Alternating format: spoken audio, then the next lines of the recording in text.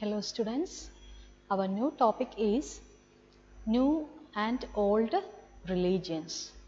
What is the new topic? New and old religions. You can refer page number 11, 12 and 13. Okay children? Now what are the important points for discussion? They are the changes in Hinduism, then emergence of Bhakti tradition, then the next point is appearance of new religion, that is Islam. Then the last point is periodization in Indian history. Okay children? So the important points are changes in Hinduism, emergence of Bhakti tradition, then the arrival of new religion Islam, then the periodization in Indian history. We will study one by one. Children, the 1000 years of Indian history we are exploring in this year. Okay, in class 7 we are exploring 1000 years of Indian history, that is about the medieval period. And there were major changes and developments occurred in Hinduism. Hinduism was the dominant religion of the medieval period, and there were developments, huge developments occurred in the religion Hinduism. Okay, and which are the major changes occurred in Hinduism? The first change that occurred was worship of new deities. Okay, people started worshipping new deities. Okay children? Then the construction of temples by royalty. Many temples were built by kings during the medieval period.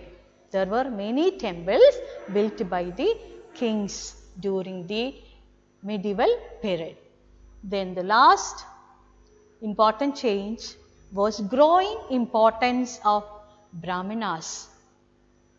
Brahmanas became a dominant group in the society. Brahmanas became the dominant group in the society because only the Brahmanas knew Sanskrit. They learnt Sanskrit and they only knew how to read and write Sanskrit, and the knowledge of Sanskrit gave them more respect in the society. People gave Brahmanas more respect, and the Brahmanas were supported by patrons. Okay, their patrons. What do you mean by patron? Patron is an influential, wealthy individual who supports another person. Here it can be a king. Okay, and other royal people supported the Brahmanas. Okay, and what is the next important point to be discussed? It is the emergence of the idea of Bhakti. Okay, the idea of Bhakti emerged during the medieval period. Children, I know that you have studied about the Bhakti tradition in class 6. Do you remember that children? Yes. Now, what is Bhakti? What do you mean by Bhakti? Bhakti means devotion to a loving personal deity. Okay, people can choose their own deity, a loving deity, and they believe that this deity, if they believe in the deity, the devotees could reach the deity without the help of any priest or performing any elaborate rituals. Okay, they can reach the deity without the help of a priest or performing elaborate rituals. Okay, that is the idea of Bhakti. You will be learning it in the chapter 8. Okay, about Bhakti in chapter 8. Now, next important point is appearance of new religion in India. Okay children, during the medieval period, new religion, Islam, arrived in India. The merchants and the migrants brought the Holy Quran to India, during the 7th century. Okay, in the 7th century, merchants and migrants brought the Holy Quran to India, and you know that Holy Quran is the holy text of Muslims, and there were many rulers who became patrons of Islam. Many rulers became patrons of Islam and ulemas. You know who are ulemas? Ulemas were the learned Muslim scholars, they were the jurists and they were the learned Muslim scholars. Okay, and there were two sects in the Muslim community. They are Shia Muslims and Sunni Muslims. There were Shia Muslims and Sunni Muslims in the medieval period in India, and these people followed different schools of law. They followed different schools of law. Children, now I hope all of you understood the religious tradition, how has it changed, okay, different religious traditions, and how has the religious tradition of India changed during the medieval period. Now the next point is the periodization in Indian history. Children, what do you mean by periodization, children? Periodization means to make the study of time more easier and convenient, the historians has divided the past into large segments. Okay, historians has divided the past into large segments or periods, okay, which has certain shared characteristics. These periods possess certain common characteristics, okay, children, and this is called periodization.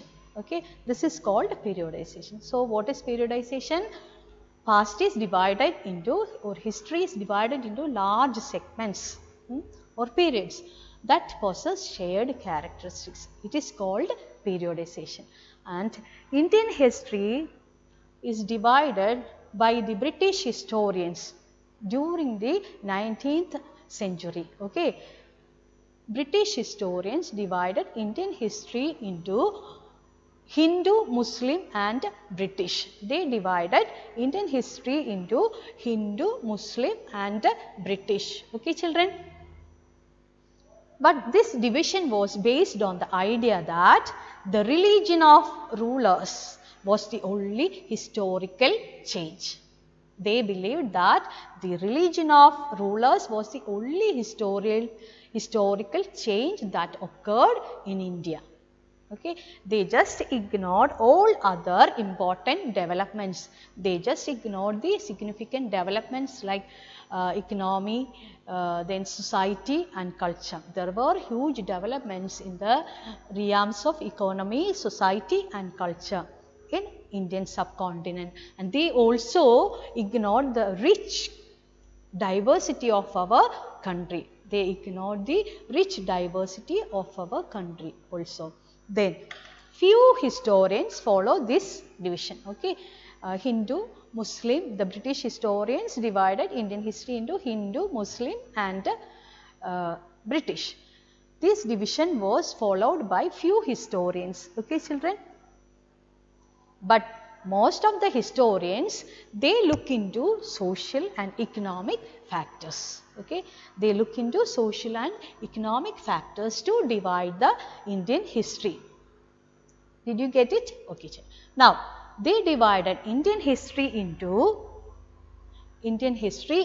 early societies or the ancient period. They divided Indian history into early societies or the ancient period. Then the second one is the medieval period, and the third one is the modern period. So they divided, the most of the historians, they follow this division of Indian history. Okay, the division is like this: early societies or the ancient period, then the medieval period and the modern period.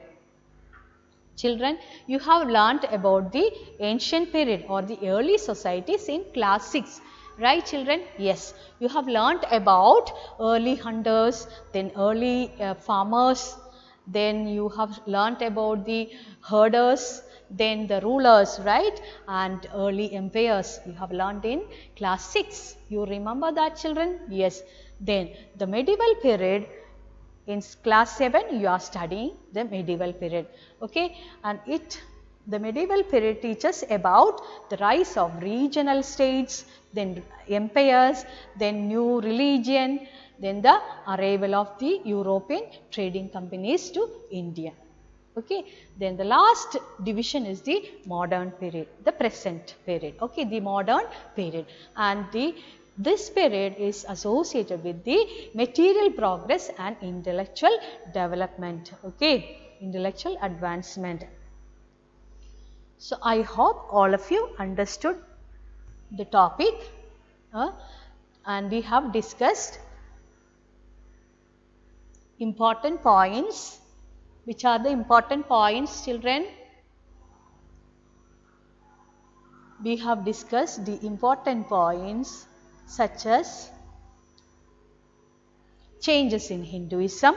We have seen that Hinduism had major changes during the medieval period, that emergence of new deities, then new temples were built during the medieval period. Then we have seen about Bhakti tradition. Okay, we have studied emergence of Bhakti tradition. Then we have studied about the importance of Brahmanas. Then appearance of new religion, that is Islam. Then we have studied lastly periodization in Indian history. I hope all of you understood the topic. Now you want to read page numbers 11, 12 and 13. Okay, children, read the topic thoroughly and underline the important points. Children, with this our chapter is over. Okay, the first chapter is over, and you have to do the textbook exercise. Try to do the page number 14. Let us recall second question, state whether true or false. Then third question, fill in the blanks. Okay, just try to do 2 and 3 textbook exercises. I will be sending you the answers and the question answers also. Okay, thank you, children.